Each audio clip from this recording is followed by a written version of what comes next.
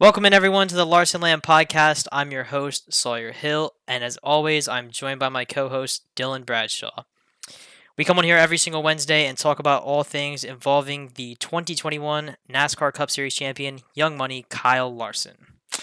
Kyle had a nice bounce back race this weekend at Richmond. He came out with a fifth place finish.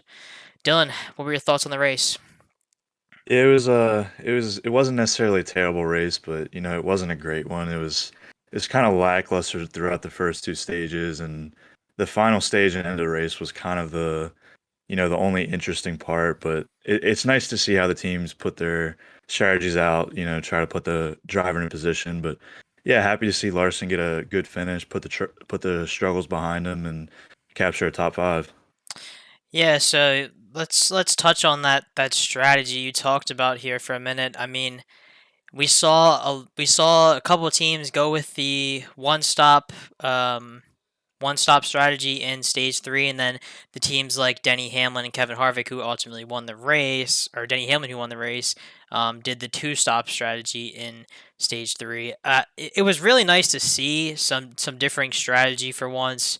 We don't really get to see that as much anymore with stage racing, but maybe we'll get to see some more of that this weekend at Martinsville. It's a pretty long stage three.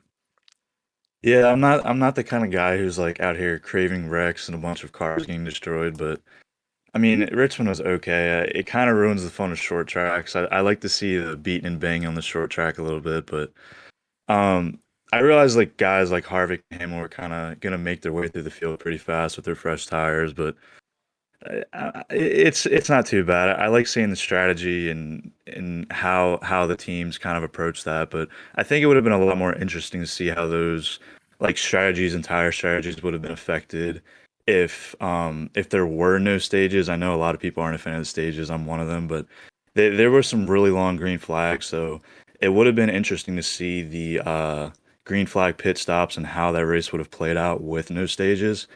But branching off of that, I think the race wasn't too interesting because Fox kind of did a bad job of relaying to the viewers what kind of strategy the drivers are on. We saw Hamlin and Harvick make the run on their fresh sets of tires, but I mean, it seemed like Fox didn't really pay much attention to them or kind of relay to the viewers what they were doing. It seemed like they were kind of focusing on Byron and Truex mainly. So I think Fox kind of made it a bad viewing experience for everyone, and it was pretty boring race until the last 100 laps, I'd say. I'd have to agree with you there. I think Fox has seemed to fall off just a little bit in terms of the quality of the viewing experience this season. I know a lot of people have talked about it on social media that they have been not very pleased with Fox, and I think the new TV deal is coming up for NASCAR. I think next year or maybe the year after, but um, I don't know. Maybe we'll see somebody else take that broadcast over for the first half of the season. I do like NBC. I mean, I think NBC's done a great job, and some people feel a little bit different about having some of the stuff on Peacock, but me personally, I would rather have stuff like practice and qualifying and even be able to watch all the races on Peacock because I'm not a person that really watches cable TV that much. So any chance I get to have it on a streaming service, I'm all for that. And I think that's something that Fox is kind of lacking right now is they don't really have the race on any type of streaming service for even practice and qualifying.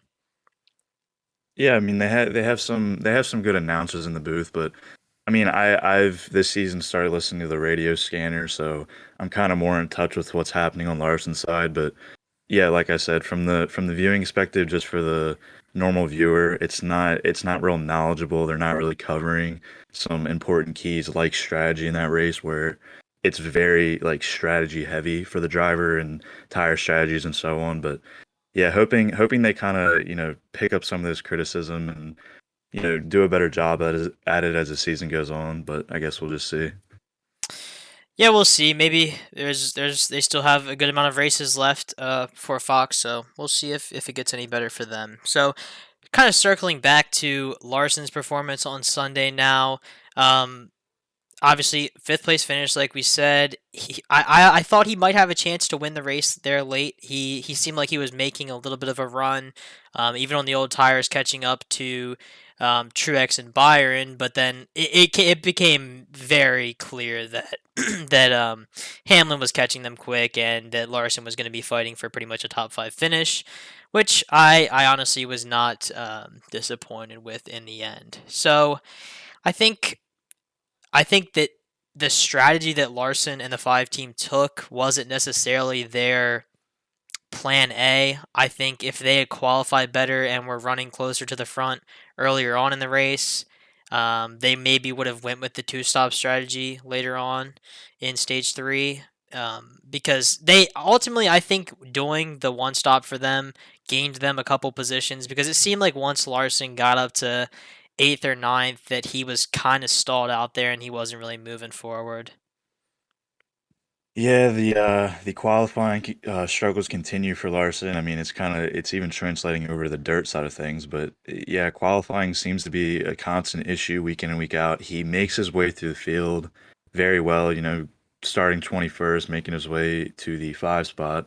But qualifying would definitely make his job a lot easier. It could kind of not stress out as much, and strategy could kind of alter a bit. But yeah, I'm hoping that he starts qualifying better and make his life a little easier.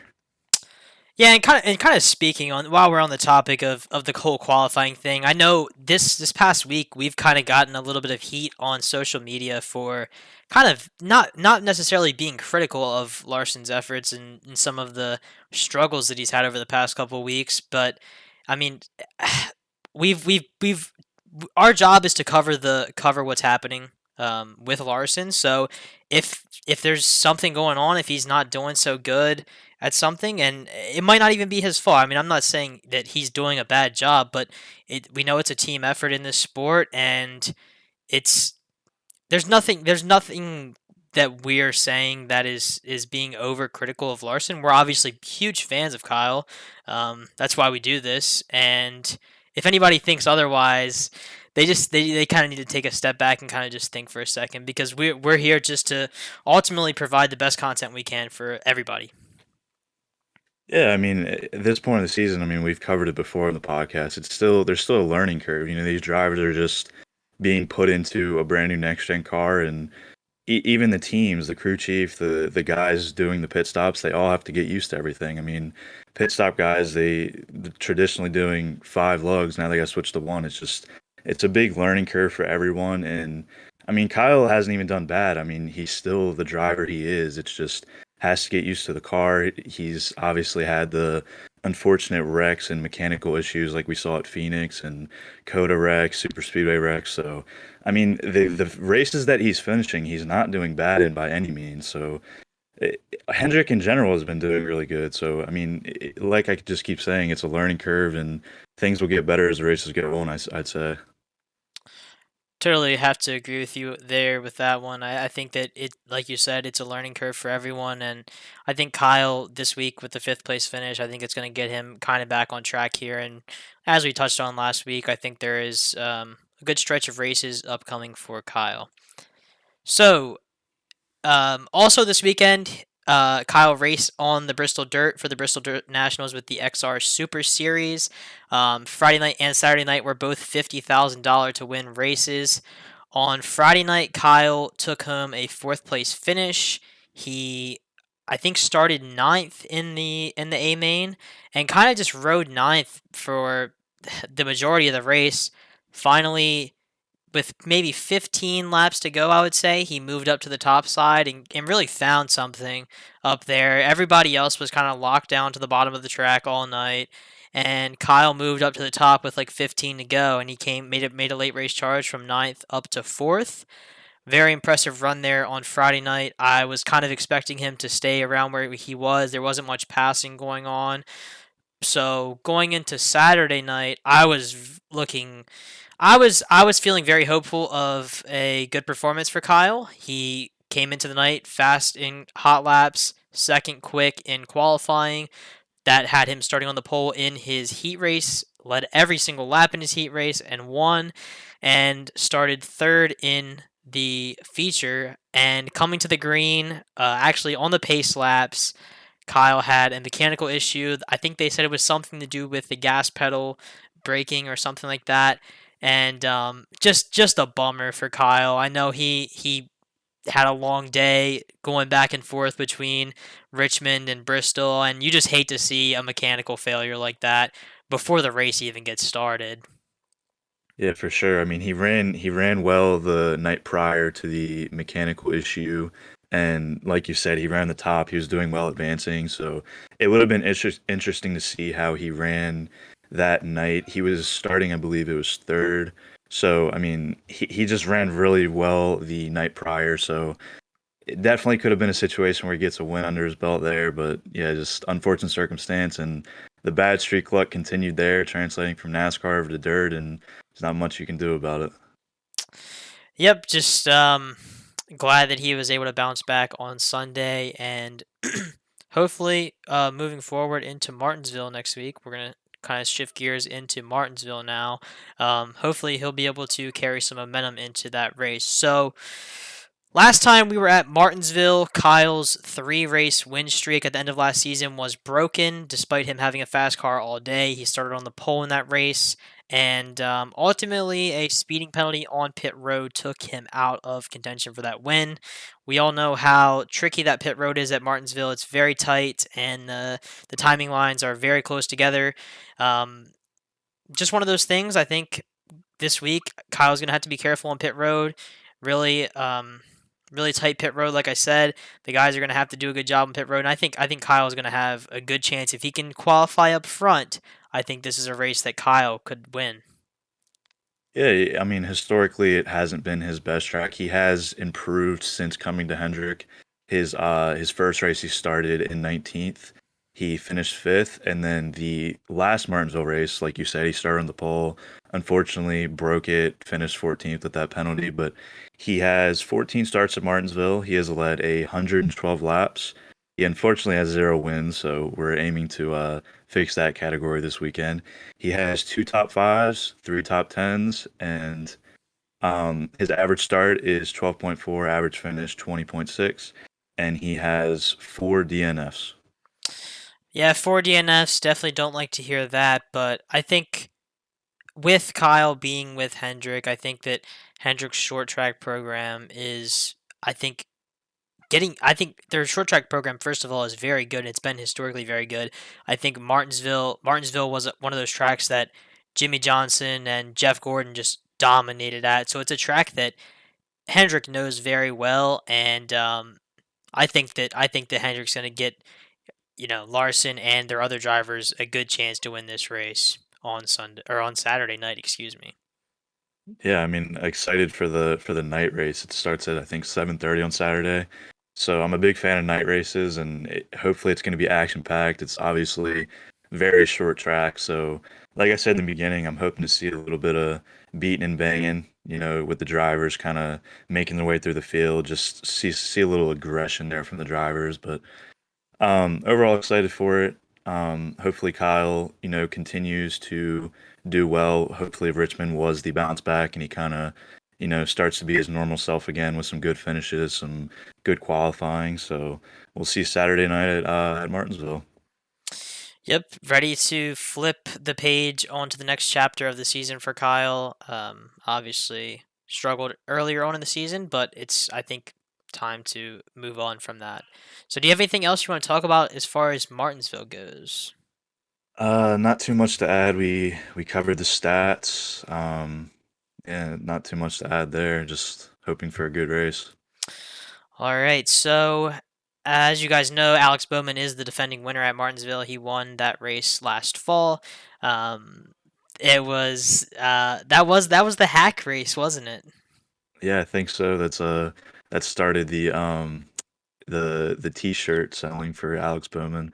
Kind of started up the bad nicknames for him. Putting some extra money in his pocket with the T-shirts. Maybe we'll see it. Maybe we'll get some Kyle Larson T-shirts this weekend. I like Bowman's T-shirts, but I want a new Kyle Larson win T-shirt to come out. So kind of hoping for that Saturday night. So, like we talked about last week, there are a lot of dirt races on the schedule for Kyle Larson.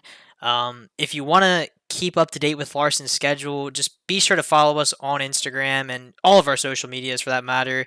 And also check out my Kyle Larson 2022 spreadsheet, which can be found in our bio and pretty much any of our social media accounts, including YouTube if you're watching on YouTube right now. Um, yeah, on that spreadsheet we have all of Larson's results from this season, and I also put his next couple of races upcoming. So if you're ever not sure where he's going to be, just go ahead and check that spreadsheet. So speaking of dirt racing, this Sunday will be his next dirt race. He'll be at the Port Royal Speedway with the Lucas Oil Late Model Dirt Series on MAV, and that race can be seen on MAV TV Plus. I will actually be at the race this weekend, so if you're there and you want to say hi, just leave a comment. Should be an exciting race. I think it's going to be cold out there, but Kyle actually won his first dirt late model race at the Port Royal Speedway, so very excited to go back there and see some good racing, hopefully. Yeah, I have yet to be at a dirt race. Still learning the ins and outs of it, so it's kind of edged me into it. So hopefully I get to hit one soon. I know you mentioned you're gonna bring a GoPro to that, so hopefully you get some good footage for the page. Maybe upload a few videos on YouTube for everyone to see. But yeah, looking forward to going to a dirt race eventually. Might hit. I think you mentioned Lincoln and Hagerstown, so hopefully Kyle's racing at those, and yeah. Yep, yeah, Lincoln and Hagerstown will be two good races during the PA Sprint Week in June, so definitely gonna try and hit those if Kyle's gonna be there. So, kind of wrapping things up for today. Looking ahead to this weekend at Martinsville again for the NASCAR Cup Series. Practice will be on Friday, actually, this week at 4:30 p.m. Eastern Time on Fox Sports 1. Qualifying will be also on Friday right after practice at 5:05 p.m. Eastern Time on Fox Sports 1. And finally, on Saturday night under the lights, we will have the Blue Emu Maximum Pain Relief 400 at 7:30 p.m. Eastern Time, also on Fox Sports 1. I think this is actually the first race this season that is on Fox Sports 1 instead of Big Fox. So the race distance for this weekend is 400 laps, which comes out to be 210 miles on the short track at Martinsville. Stage 1 will be 80 laps long, Stage 2 will be 100 laps, and the final stage will be 220 laps. Thanks again for tuning in, everyone, and listening to the show. If you have any topics you would like us to cover next week, please leave a comment down below if you're listening on YouTube. As always, check out the links in our description for some awesome Kyle Larson Facebook groups, including the Kyle Larson Nation fan club. We will be back again next Wednesday to recap this weekend's race at Martinsville, Sunday's Lucas Oil Late Model Dirt Series race at the Port Royal Speedway, as well as any other news that may come about. If you're watching on YouTube, please don't forget to like this video and subscribe. And if you're listening on Apple Podcasts, please follow our podcast so you don't miss a thing. Have a great rest of the week, everyone, and enjoy the on-track action this weekend. We will see you in the next episode.